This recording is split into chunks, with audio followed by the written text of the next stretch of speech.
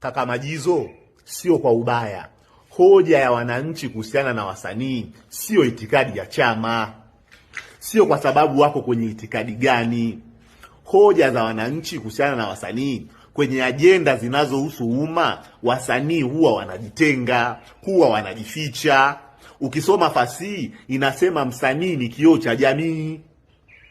Sasa wasanii wetu huwa wanajificha.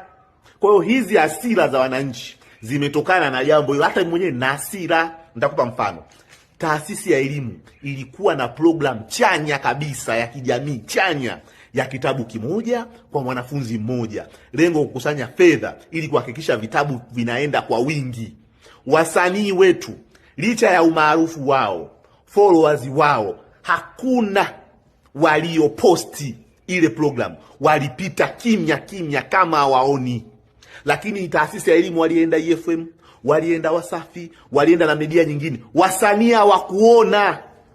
Ni Mwijaku peke yake, mbali na mapuuza yake mwingine, ni Mwijaku peke yake.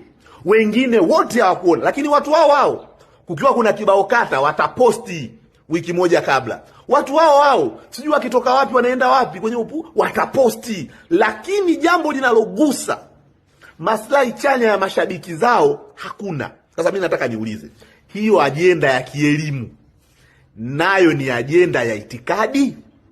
Sasa kama kuposti ishu ya vitabu vya watoto, wao hawakushiriki, hawakuona, wananchi wana haki ya kuwa na hasira nao. Mbona vitu vingine wanaposti?